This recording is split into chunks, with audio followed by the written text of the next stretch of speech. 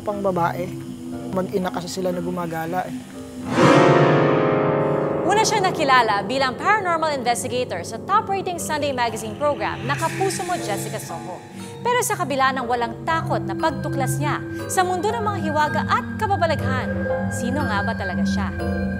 Ngayong gabi, mas kilalanin natin dito sa Tunay na Buhay ang always trending na paranormal investigator na si Ed Caluwag.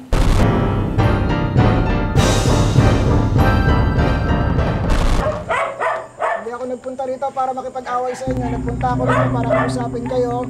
Matapang at wala raw kababalaghang aatrasan. Maramdam niyo sa amin ang pasensya. Ganito natin siya unang nakilala sa madalas niyang paglutas di umano sa mga bagay na hindi madaling ipaliwanag. Pero sino nga ba si Ed Caluwag sa likod ng kanyang mga psychic abilities?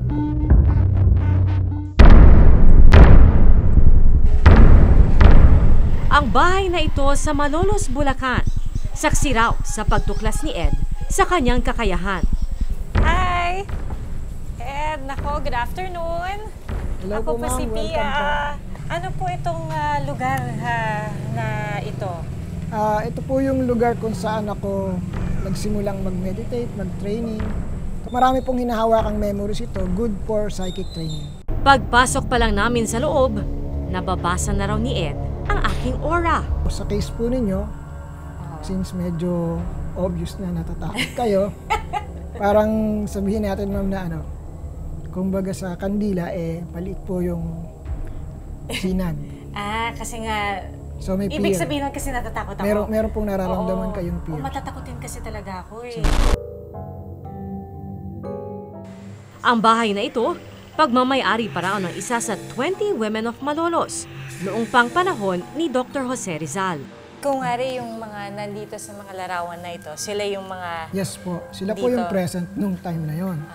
So ang naging papel po sa akin itong bahay is dahil dito po ako unang nag-train.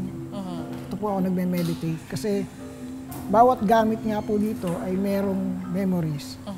Tapos humahanap po ako ng taong magpapatunay para malaman ko kung tama yung mga nakita ko. Isang kondisyon daw ang kinaharap ni Ed noong bata pa siya. Dahilan kung bakit madalas siyang mag-isa. Kasi I was a sick boy. Sakitin ako. Pero nag-start naman ako magkasakit mga 7 years old. Parang nagkaroon ako ng mataas na lagnat. Tawag pa nila nun, typhus or H fever. Tapos, nagtuloy-tuloy siya hanggang sa nagkaroon ng symptoms ng polio. So that's why may mga defect sa bones. So, hindi ako nakalakad for almost 2 years. So, naiiwan lang ako dun sa isang lugar. Meron akong rocking chair. Nandun na yung pagkain ko, nandun na yung inumin ko, hanggang sa dumating sila. Dahil sa kagustuhan makapag-aral, pinilit daw ni Ed na labanan ang kanyang kondisyon. Gumawa ako ng way paano ako tatayo, paano ako lalakad. Kumakapit ako sa mga gilid ng bintana. Hanggang sa naitapa ko yung paa ko, nakaya kong lumakad. Nagulat na lang yung nanay ko, iniwanan niya ako sa taas. Dumating siya, nasa baba na ako. Mula noon, nagsisimula na rin daw siyang makakita ng mga espiritu.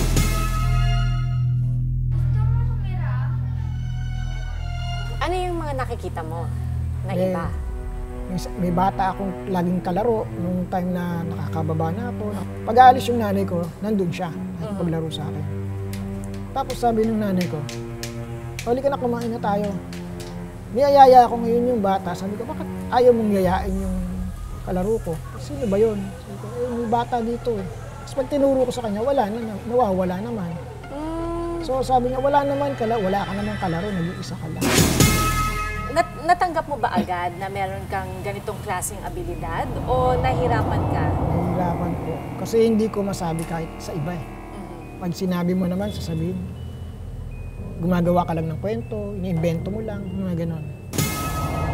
Maging noong mag-college si Ed, may mga pagkakataon daw na may nakikita pa rin siyang hindi nakikita ng iba.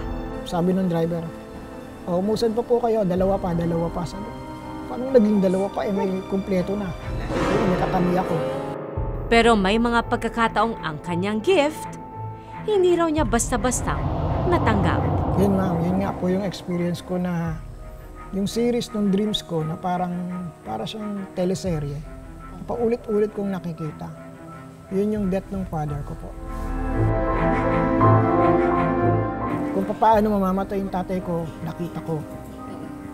Na macho-choke siya, masasamid siya. Nakita ko po yung lahat eh. Namatay po yung father ko ng 1996. Pero napapanaginipan ko na siya from 1994. So parang nakita ko po yung future event na mangyayari. So ang naging fear ko, bakit hindi ko napigilan?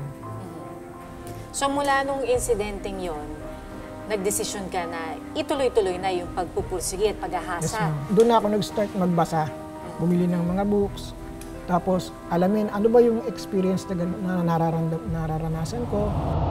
Bigla mong naramdaman yung ganitong presence, parang nakakapanghina. Mula nang mapadalas ang paglabas niya sa programang Kapuso Mo, Jessica Soho, marami-rami na rin ang nakakakilala sa kanya. Hindi ako pumunta rito para makipag-away. Yun nga lang, ang naging problema ko po ngayon, yung lakad ko na dapat 1 hour lang aabutin, kunyari pupunta akong bayan, bibili na ko, yung 1 hour na umaabot ng mga 2 hours, 3 hours. Bakit? Eh, lagi pong mahihinto ako, sir, pa-picture niyo naman, sir. Okay. So, na-enjoy mo bang kasikatan mo? Kung ano ako before, ganun pa rin naman ako ngayon eh. Naiba lang yung may mga nakakakilala na sa akin. Pero kasabay ng kanyang pagsikat, ang pambabash sa kanya ng netizens. Duda kasi ang ilan sa kanyang kakayahan. Ang lagi kong sinasabi, opinion po nila yun eh. So kung ano yung opinion nila, gagalangin ko na lang. Hindi po ba kayo napanghihinaan ng loob kapag nakakabasa kayo ng mga negative? Hindi naman natin sila kilala. Ready naman ako na i-prove kung ano yung kaya ko. Ang mga nakakatakot na tanong, aatrasan kaya ni Ed Kaluwag? Kung ikaw ay hindi isang paranormal investigator, ano kaya ang trabaho ni Ed? Teacher po. Pinakatakot si Ed sa ano? Takot ako sa heights. Yung heights na pag tinignan ko yung sarili, tumingin ako sa baba, sobrang liit na ng mga tao. Yun. Tatakbo si Ed kapag Tatakbo lang siguro ako kapag never na asa. Kasi may alaya akong asa, pero takot ako sa kagat ng asa. anong superpower ang gusto mo sanang magkaroon? I'd like to become Superman.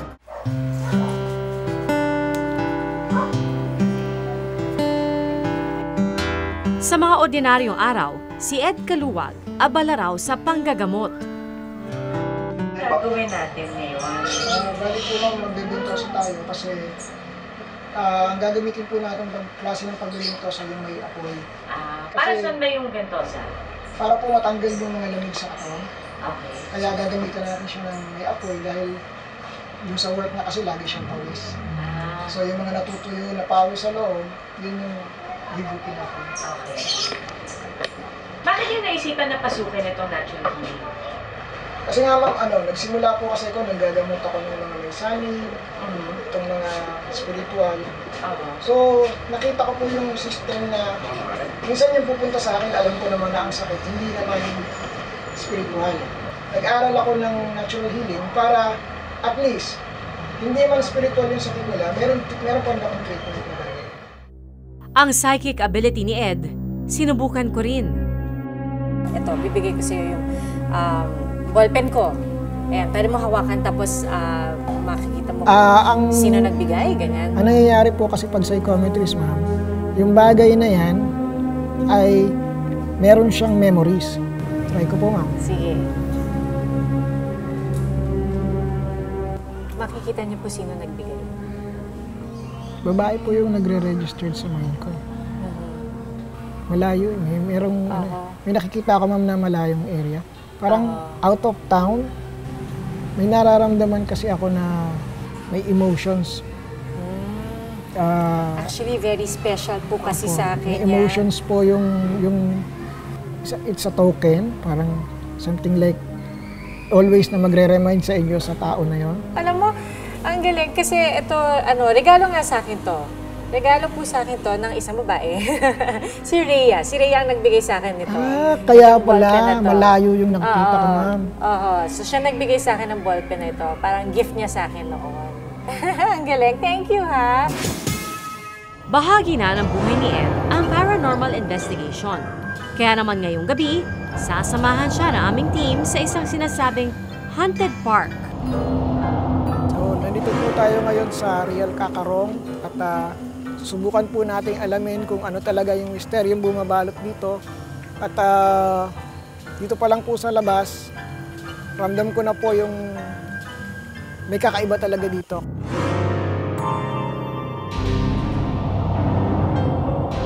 Bago po tayo tuloy ng pumasok sa loob, so magsasagawa lang po tayo ng maigsing ritual para maging safe yung lahat ng kasama natin at para hindi tayo makagambala. Ito po yung gagawin natin. So magpe-perform muna tayo ng Tower of Light for protection para sa lahat po ng kasama natin. So mag-i-invoke din tayo ng protection spirits na pwedeng sumama sa atin at protektahan tayo.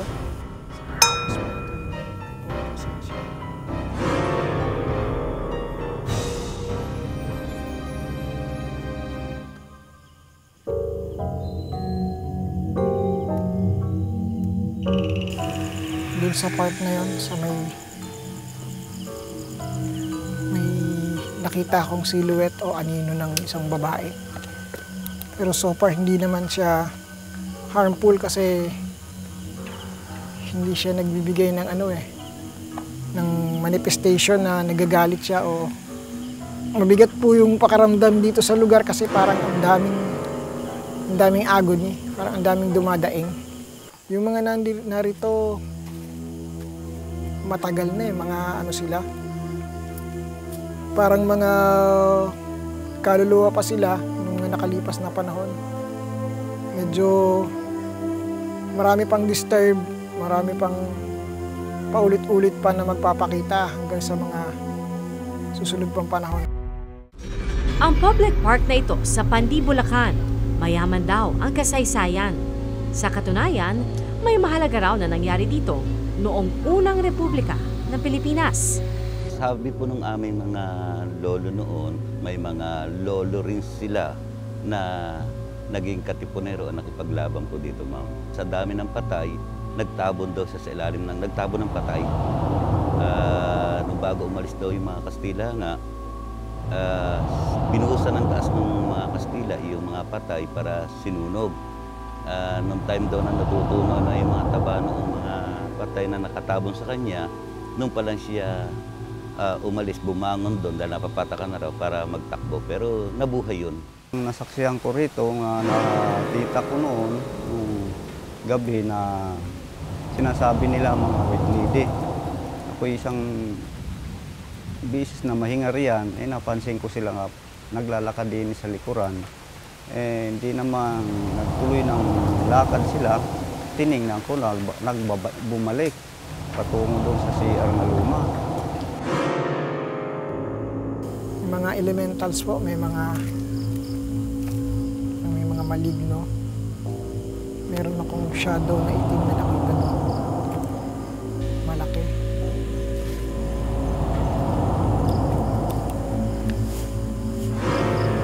Nagbabago yung temperature. Biglang lumamig. So, may presence tayo ng elementals dito ngayon. Basta, every time na lalapit ako dito sa area na to, may mabigat na pakiramdam. Parang masyadong malungkot. Masyadong... Basta parang ang bigat. Parang yung pakiramdam na hindi ka hindi makahinga, na mabigat sa damdamin mo. Parang merong hindi matanggap na pangyayari. Ayon kay Ed, maraming kaluluwa ang gumagala sa paligid. Itong spot na to, may nakatayo dati dito na parang pahingahan ng mga katipunero pa. Sa mismong spot na to, at dito rin sa spot na to maraming namatay. Kaya masyadong particular tong area na mabigat. Gusto kong mapatunayan ko kung meron kasi akong na-receive na pangalan kanina, parang Kintin na pangalan sa pangalan na salitang Kintin.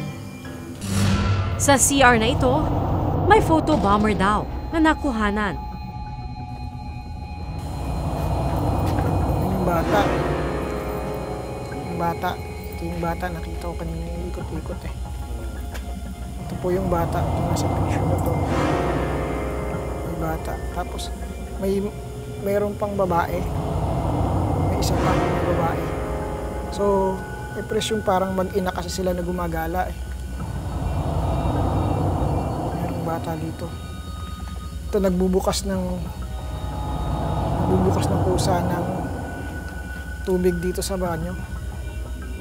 Tapos parang dumadaing. So itong lugar kasi hindi natin may iwasan na mayroong mga ganung memories kasi unang-una naganap kung ano man yung mga nakita ko, mga naramdaman ko, naganap naman talaga dito. Pero hindi naman sila capable manakit. So walang dapat katakutan. Sa mundo kung saan tila normal ang mga kapapalaghan, hindi nagpatakot o nagpasindak si Ed Caluwag.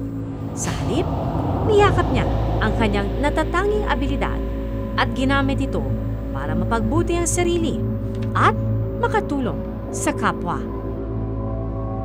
Anong masasabi niyong aral ng tunay na buhay ni Ed Caluwag? Giving up is not an option. Dito sa giyera na kung tawagin natin yung buhay. Yung pagsuko hindi kasama sa pagpipilian. Hanggang sa susunod na Miyerkules, ako po si PR Kanghel. Bawat karanasan, may mga aral na tumatatak sa ating puso at isipan. Sama-sama muli tayong makibahagi sa mga kwentong personal dito lang sa Tunay na Buhay.